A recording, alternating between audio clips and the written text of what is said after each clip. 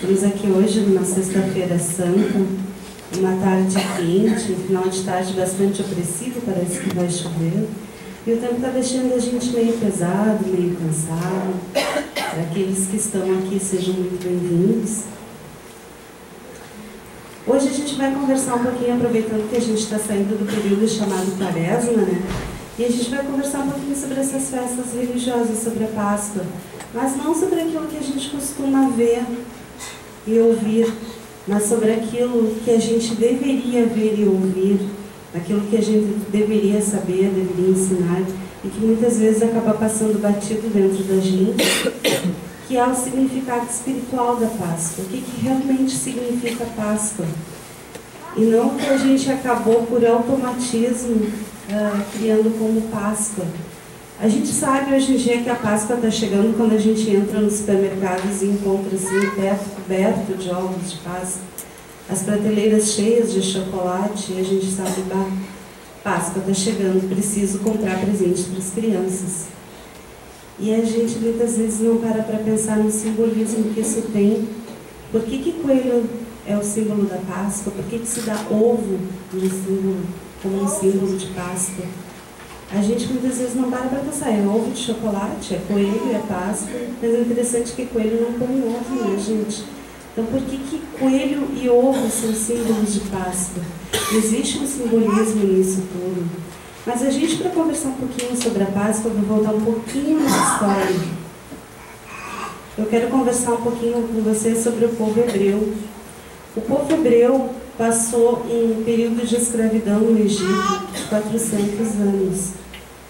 Não é pouco tempo, né, gente? Durante todo esse tempo, o povo hebreu, mais tarde conhecido como judeu israelita, ele foi escravizado, explorado, sem pátria, sem terra, sem chão.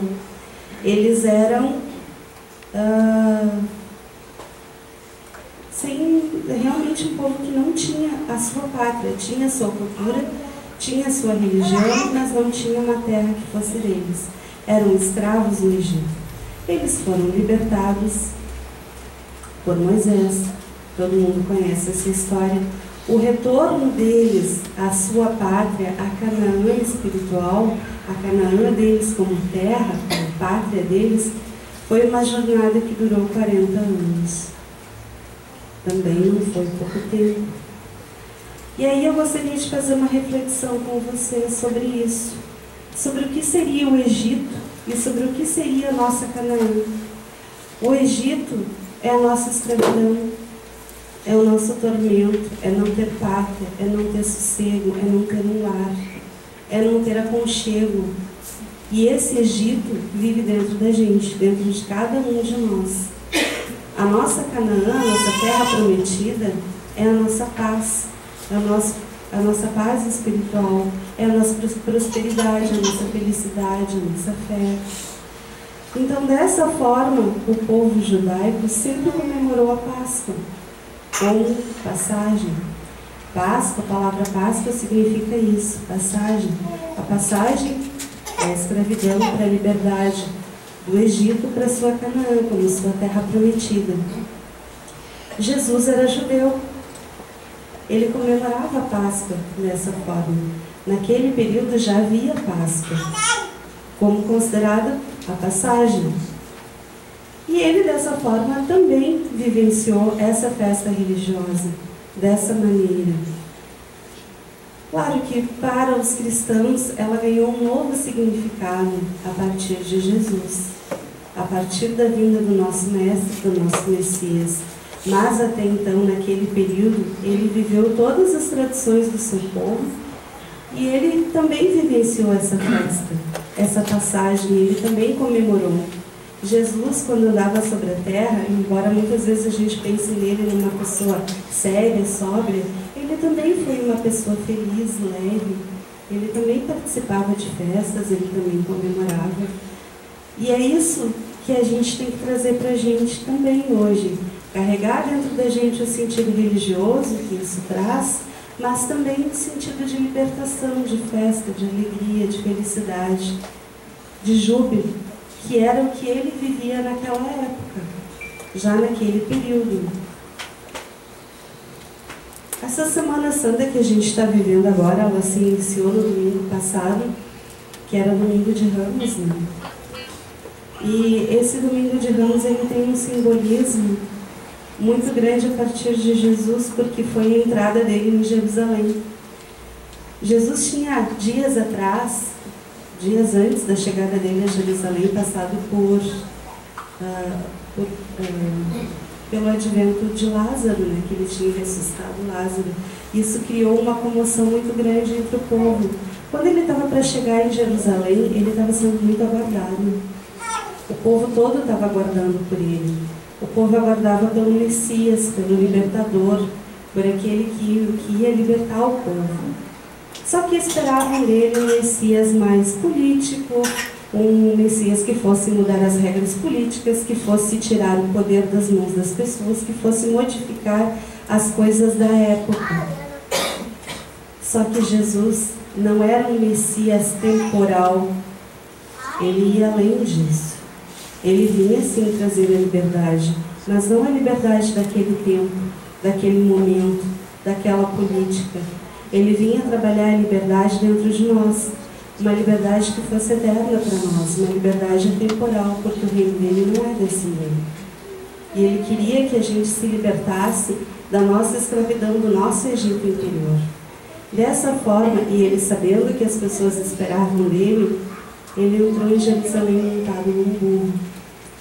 Um burrico que simbolizava a humildade, para que as pessoas percebessem que ele não era aquele rei que eles esperavam dele, aquele político, aquele agitador, como ele foi acusado mais tarde, mas sim que ele vinha trabalhar a humildade, a fé, a coragem, que ele vinha trabalhar acima de tudo o amor dentro das pessoas. E essa entrada dele em Jerusalém foi marcada pelas pessoas jogando raminhos de oliveira no chão, não, raminhos de palmeira, desculpa, no chão para a passagem dele. Até hoje, as festas religiosas, no domingo de Ramos, é uma cultura de se levar raminhos para ser abençoados pelo padre na Igreja Católica. É uma tradição que ainda hoje é viva na Igreja Cristã, que simboliza exatamente isso, a chegada de Jesus em Jerusalém. Esse mesmo povo que comemorava a chegada de Jesus a Jerusalém seria o povo que dias após lhe viraria as costas. Quando a gente começa a falar sobre a paixão de Cristo, que é hoje a Sexta-feira Santa, que foi o dia da crucificação, a morte, a gente pensa em luta, em tristeza, enfim. E a gente esquece que esse dia é apenas uma passagem. Que ele triunfou sobre a morte. Que a morte não existe. A morte é um recomeço, é só uma mudança de estado. E ele deixou isso claro quando no domingo ele ressuscitou. Ele ressuscitou a nossa fé, a nossa coragem, a nossa força, o nosso amor. O sacrifício dele, a imolação na cruz, ele veio para trazer exatamente isso para a gente conseguir se libertar do nosso Egito interior. E a nossa busca pela nossa Canaã interior, que ela não seja 40 anos, 40 vidas, 40 séculos. O tempo que precisamos para mudar não é definido pela quantidade de dias que vivemos aqui na Terra, nem pela quantidade de vezes que precisaremos retornar aqui para melhorar isso.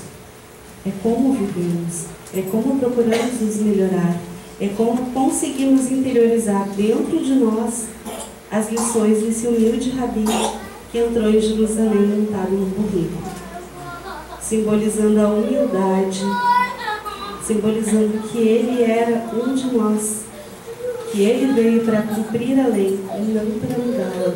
E ele mesmo disse: eu vim para cumprir a lei e o meu reino não é desse mundo. Assim ele chegou a Jerusalém e ele deixou Jerusalém na cruz, no Calvário, usando uma coroa de espinhos. Assim ele deixou o corpo físico para retornar no domingo de Páscoa. A Páscoa é esse retorno, é quando a gente vence a morte das ilusões, a morte da maldade, a morte da dor, a morte do sacrifício. Quando a gente vence aquilo que tem de ruim dentro da gente, é aí que a gente comemora a Páscoa. E a gente muitas vezes não para pensar sobre isso, né? Sobre por que a gente comemora a Páscoa. O renascimento de Jesus. Será que ele passou por tudo isso apenas porque a gente comemora só isso? Acho que a gente deveria também refletir sobre o porquê de tudo isso. Sobre buscar dentro da gente razões para enfrentar isso. Para renascer. Para retornar. Para voltar ao Pai. Ir em busca daquilo que ele pregava o tempo todo, a fraternidade, a humildade, o amor, a compreensão. Sempre foram essas as lições que ele trouxe para nós. 2000 anos depois, a gente ainda tem dificuldades de assimilar as lições que ele deixou. Por que faz isso ser tão difícil? Por que é tão difícil a gente parar e refletir? Esse período que a gente vivenciou agora, que se iniciou na quarta-feira de cinzas e está se encerrando agora, que são a quaresma, é um período intenso de reflexão. É um período que marca a chegada da Páscoa, mas não só isso, é um período de sacrifício. Mas não de sacrifício de animais, ou de gente sacrificar dentro da gente a vaidade, o egoísmo, a fofoca, a maledicência, e a gente parar um momento na nossa vida e refletir. Bom, 40 dias para refletir, às vezes a gente passa esses 40 dias batido e a gente não consegue perceber que esse período era um período para a gente realmente parar e fazer uma reflexão sobre como eu tenho vivido, o que eu tenho feito com a minha vida, com o meu tempo, com o meu irmão, com o meu semelhante. E aí isso passa batido para a gente, né? E olha, foram 40 dias. E hoje, a sexta-feira, muitas vezes a gente pensa assim, bom, sexta-feira santa, hoje eu não posso comer carne, hoje é um dia mais tranquilo para a gente viver mais calminho, é feriado. Mas quem é que para pensar que esse é o dia da gente matar dentro da gente aquilo que a gente não quer mais? A vaidade, a cobiça, a inveja. A gente às vezes não para fazer essas reflexões. A gente muitas vezes se atém às coisas aqui da terra e a gente esquece que por aqui estamos apenas de passagem. Que é isso que significa Páscoa, passagem. E estamos aqui tentando fazer da nossa passagem por aqui algo que realmente faça diferença na nossa caminhada. Já estivemos aqui antes e retornaremos para cumprir o nosso desenho, a nossa melhora, para burilar o nosso espírito, para fazer a melhora do nosso ser. E vamos retornar quantas vezes forem necessárias, tantas quantas passagens forem necessárias. Iremos aqui e retornaremos ao Pai.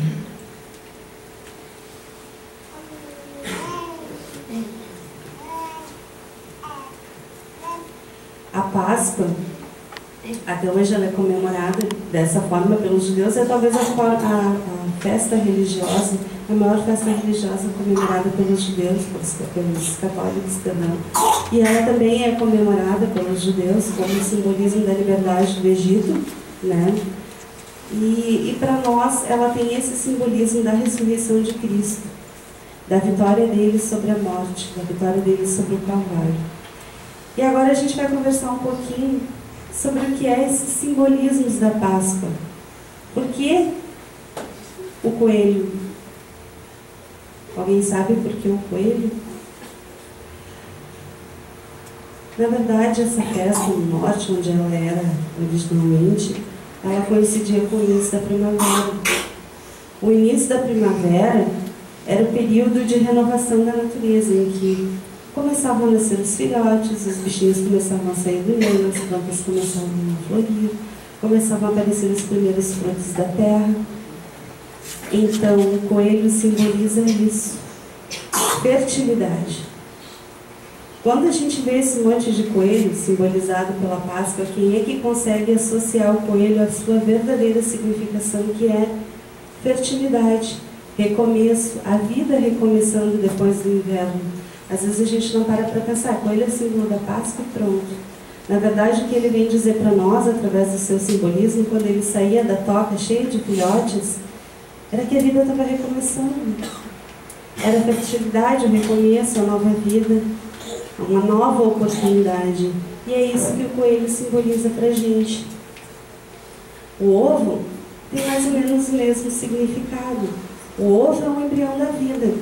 A vida começa a partir do ovo. Então, o ovo significa isso.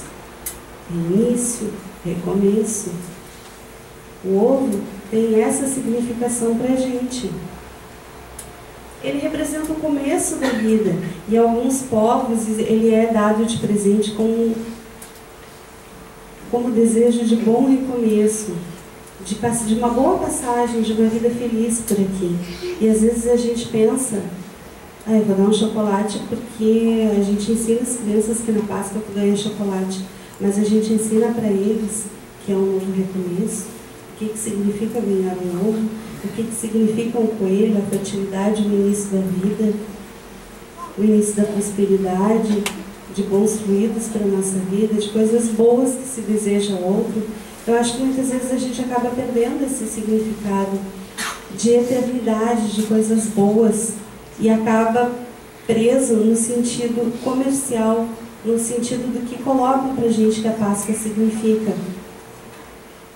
Do gasto,